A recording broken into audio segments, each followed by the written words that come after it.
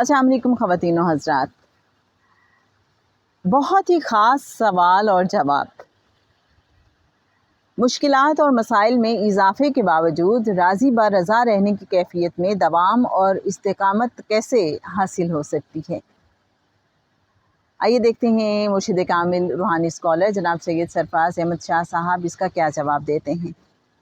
UK میں ایک غیر مسلم نے ایک بار مجھ سے سوال کیا، اسلام اپنی اصلی حالت میں زیادہ دیر تک امپلیمنٹ کیوں نہیں رہا؟ میں نے عرض کیا، اگر آپ دین اسلام کا بنظر غائر مطالعہ کریں تو آپ کو معلوم ہوگا کہ یہ اثار و قربانی کا مذہب ہے۔ اثار و قربانی بظاہر گھاٹے کا سودا لگتا ہے، لیکن در حقیقت ایسا نہیں۔ ہم عموماً ہر چیز کو اس کی فیس ویلیو اور سطحی نظر سے دیکھتے ہیں، اس لیے سمجھ نہیں پاتے کہ در حقیقت یہ فائدے کا سودا ہے۔ چونکہ اس کا امیجیٹ امپریشن گھاٹے کا ہے، اس لیے ہم اثار و قربانی سے گریز کرتے ہیں۔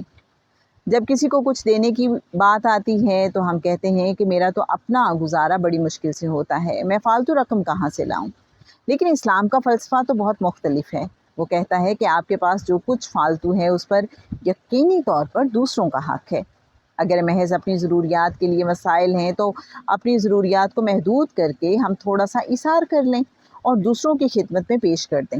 اگر آپ کے وسائل آپ کی ضرورت سے بھی بہت کم ہیں تو پھر قربانی کیجیے اور اس بہت تھوڑے میں سے بھی تھوڑا سا کسی کے لیے نکال لیجیے۔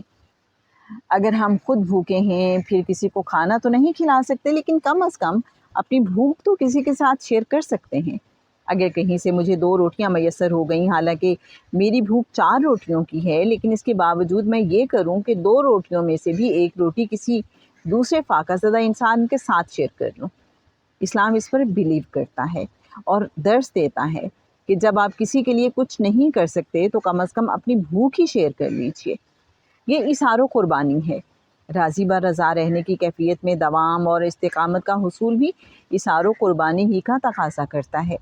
یہ استقامت ایک ہی صورت میں آئے گی کہ میں جائزہ لوں کہ جب سے میں نے ہوش سنبھالا اس وقت سے لے کر اب تک جب بھی میری محنتوں اور کوششوں کا نتیجہ میری خواہشات کے برعکس آیا تو بعد کے وقت نے کیا ثابت کیا؟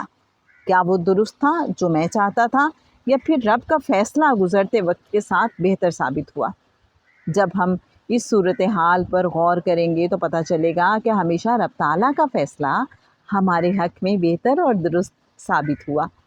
یہ جان لینے کے بعد ہمیں یقین ہو جائے گا کہ ہمیشہ کی طرح مستقبل میں بھی رب تعالیٰ کی طرف سے آنے والا فیصلہ ہی درست ہوگا۔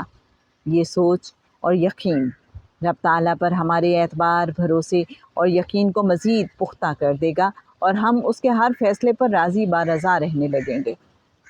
شرط یہی ہے کہ ہم اپنے فارغ وقت میں اپنی زندگی کو ریویو کرتے رہیں کہ کب کہاں کیا پیش آیا، جس پر ہم وقتی طور پر قدرے ناخوش تھے، لیکن آنے والے وقت نے ثابت کر دیا کہ رب تعالیٰ کا فیصلہ ہی ہمارے لیے بہتر تھا۔ اس ریویو سے راضی با رضا رہنے کی کیفیت کو دوام عطا ہو جائے گا۔ ریفرنس کے لیے بتاتی چلوں کتاب فقیر نگری، پیج 201 اور 202 ہم نے آپ کے ساتھ شیئر کیا۔